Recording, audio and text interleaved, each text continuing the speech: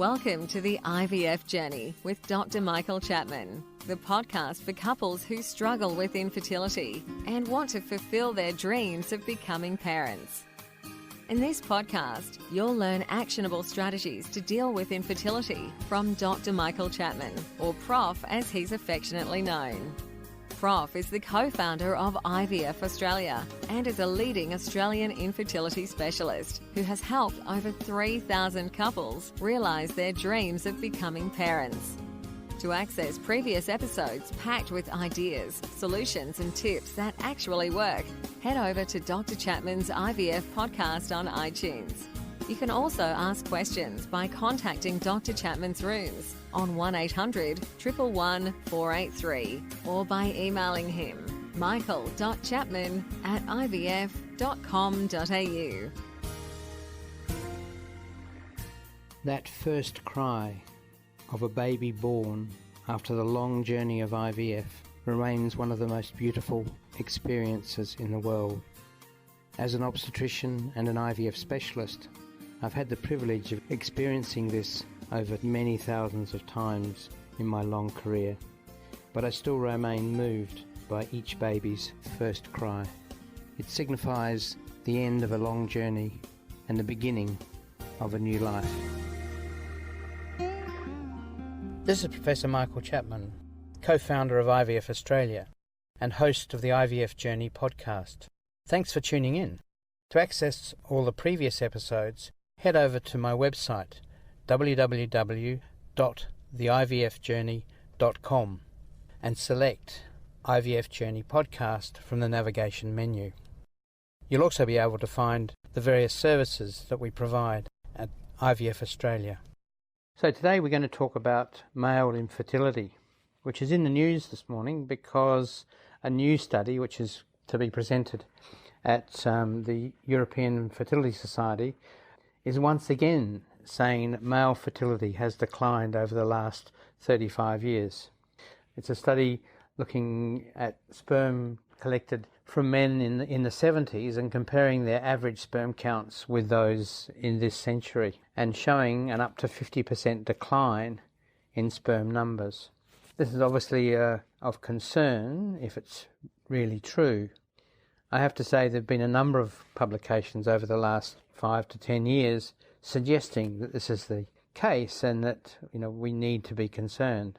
Each of those studies has had some significant methodological question marks over them because the way in which sperm tests are done today are different from what they were 40 years ago, that the populations of men that were looked at some 30 or 40 years ago were not necessarily the same blokes that are donating sperm today. So there is question marks, but again and again now we're getting publications of research which does suggest that there's a trend in that direction. I was on a radio station this morning being asked questions about this particular study, and I was asked whether we were heading for extinction, that as sperm counts decline, will that mean that our fertility will substantially decline and ultimately we'll be left with women without men with sperm?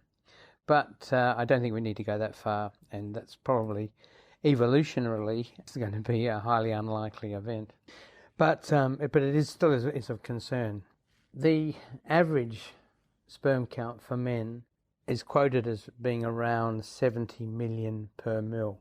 Now, to get a normal rate of conception, you really only need 15 million per mil, provided that the majority are swimmers and that there's a good number of normally shaped sperm.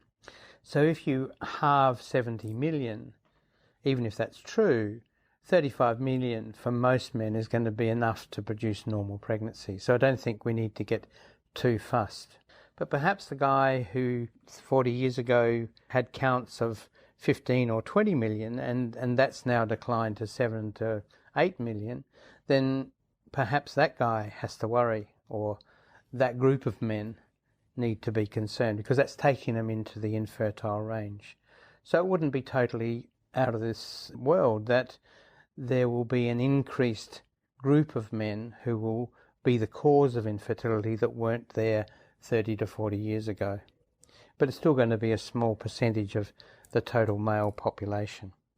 So why was the other question that I was being asked this morning on radio. Why should the sperm counts be declining? Well, there are various theories in relation to this phenomenon. Mostly it's the environment that's being blamed, and what we eat and what is in the food that we might be eating that might be interfering with spermatogenesis. So the first question mark is over the meat we eat, and perhaps even the greens we eat, if they have been exposed to things that alter their hormonal levels. So for instance, in meat, it has been known that animals can be fattened up using estrogen or progesterone, that in some feeds for chickens there's a question mark about hormonal additives that may then come through and be digested by males, and those hormones might be interfering with steroidogenesis, which drives sperm production. The second group are environmental factors, and there's certainly evidence of blocking of steroid receptors by some of the byproducts of plastics, biphenyls and other products that, with the breakdown of plastics, we may be ingesting. I don't think men have changed in other ways. In fact, smoking is less prevalent than it was 40 years ago. The intake of alcohol is probably similar. Both of those play a part in spermatogenesis and its reduction if taken in excess. Other recreational drugs, marijuana for instance, certainly does have an impact on sperm counts, and perhaps more men are partaking of that, at least in their teenage and early 20s. But one still wouldn't expect that to have a population effect. But for an individual, it's important. One of the other quality features of sperm is the DNA and its structure. And there's certainly some evidence that there's been increase in DNA fragmentation over the years. Causes unknown. Stress can be one. Perhaps exposure to high temperatures. There have been suggestions by a group in Newcastle that it might be mobile phones. You shouldn't have your mobile phone by your testicles as often as we currently do. Put them in your top pocket. Again, unproven, but certainly in some mice experiments they were able to show that the radiation of mobile phones is detrimental to spermatogenesis.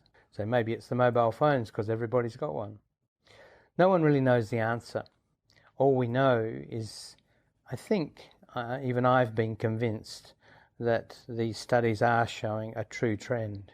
The good news in Australia is that the government, the federal government, just prior to the last election, have promised $20 million to Andrology Australia and some other researchers to actually investigate male fertility and its implications on other health issues, and perhaps shed some light on why sperm counts might be going down.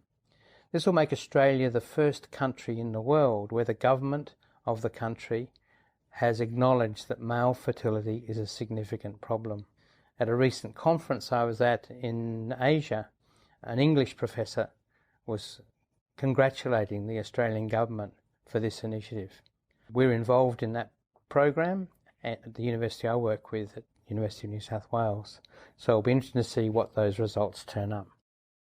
And don't forget that you can access all the previous episodes by going to our website www.theivfjourney.com and select IVF Journey Podcast from the navigation menu. Thank you for listening to the IVF Journey with Dr. Michael Chapman, the podcast which helps couples negotiate their way through the IVF journey, all the way to parenthood. You can also ask questions by contacting Dr. Chapman's rooms on 1800 111 483 or by emailing him michael.chapman@ivf.com.au.